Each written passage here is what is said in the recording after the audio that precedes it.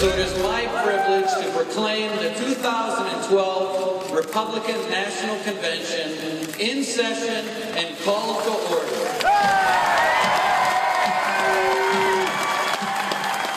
Well, it is on, kind of. And sooner or later, Mitt Romney is going to be making his case in Tampa. But how will he do that? How will he make his case to the voters? We got Jerry Seib here on the News Hub, live from Tampa to help us answer that. Good afternoon and welcome to the News Hub. I'm Simon Constable and we have Jerry down there in Tampa. You were in the convention was in session for less than a minute, is my understanding. Yeah. Hope you didn't blink, Simon. Did you miss it? I think I might have missed it. So Jerry, this convention is about Mitt Romney pitching himself to the voters and trying to resonate with them. How is he going to do that? Yeah. Well, first of all, to answer your first question seriously, the convention was in session for about a minute, only so that it could officially start it and then shut it down because of continuing fears about the hurricane. But I have to tell you, the hurricane has kind of missed Tampa. There's some rain, there's some wind, but not a whole lot of either. And they probably could have held the convention today, but nobody was sure. So that's what that was about. You know, what the convention more broadly is about, as you suggest, Simon, is how does Mitt Romney introduce himself or reintroduce himself to voters? And this is particularly important for him for a couple of reasons. One is that, you know, normally when candidates get the nomination, they then proceed to basically reintroduce themselves in the spring or the early summer by doing a lot of biographical advertisements or by you know, doing a lot of interviews or having people talk about where they're from and what they mean. For people who weren't tuned in the primaries, the general election voters who weren't paying attention, the Romney campaign did not really do that. They launched directly from got the nomination wrapped up to here's what I would do as president, and they kind of left the introducing of Mitt Romney part for the convention. So to the extent voters haven't really warmed to Mitt Romney on a personal level, to the extent that you get a sense in polling that they don't like him as much as they like President Obama, this is a convention where the campaign needs to go after those issues and try to turn some of those numbers around. And how will he do that, Jerry? You know, one of the interesting things you're going to see is a lot of surrogates, a lot of people who aren't Mitt Romney making the case for him. He's not a kind of guy who's very transparent. He's not very comfortable talking about himself all that much.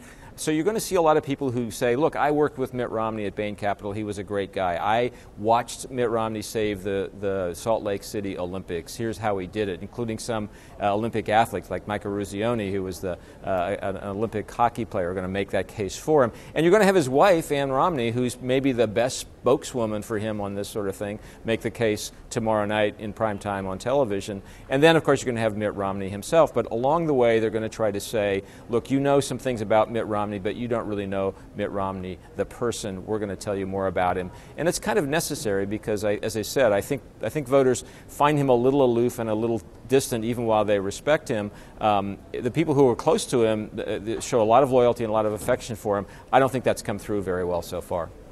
Now, one of the things this reminds me of is Bob Dole versus Bill Clinton, and everyone that I've ever spoke to who'd met him said Bob Dole was really great and personable, and then when he got a camera on him, he stiffened up. Is that part of the issue here with Mitt Romney too? Well, I think to some extent, and it's probably not a bad parallel, but I think that the issue with Mitt Romney is just that you know, there's kind of a gap between the person that people who know him, who are close to him, describe, and the one the public tends to see. He's a little bit aloof and a little bit distant, and somewhat, you know, reserved in his public style. He doesn't open up easily. You know, frankly, in that respect, he's a lot like President Obama. President Obama has kind of this cool, detached persona to some extent, and you know, he's very clinical in the way he describes things, very analytical in the way he describes issues, problems, and political questions.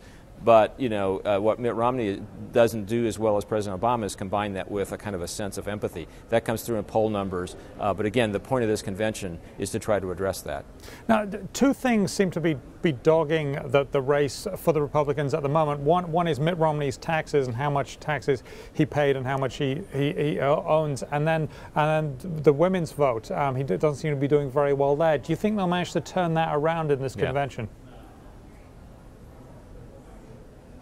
Well, those are both good questions, and I don't think they're going to turn around the tax question. That seems to just dog them, and it won't go away at all, probably, because the Obama campaign will keep hitting at it, and it won't really diminish until he does the one thing he's promised to do, which is to release his 2011 tax returns. Campaign hasn't done that yet. I don't think they'll do that this week. At some point, they're probably going to have to, but there's still going to be a question from the Obama campaign of, well, why not the last 10 years of tax returns? So that's not going away. The women's issue is a really important one. In our most recent Wall Street Journal NBC News poll, the two guys, Obama and Romney, are about even among men.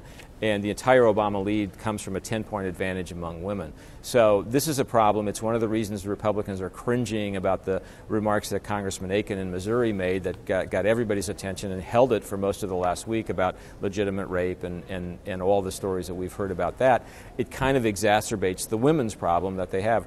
There's going to be an attempt to deal with that here. And one of the things you're going to hear is that Mitt Romney, in his record as a business leader and as somebody who ran the state of Massachusetts, had an awful lot of powerful women around him, that he respects women, and that case is going to be made.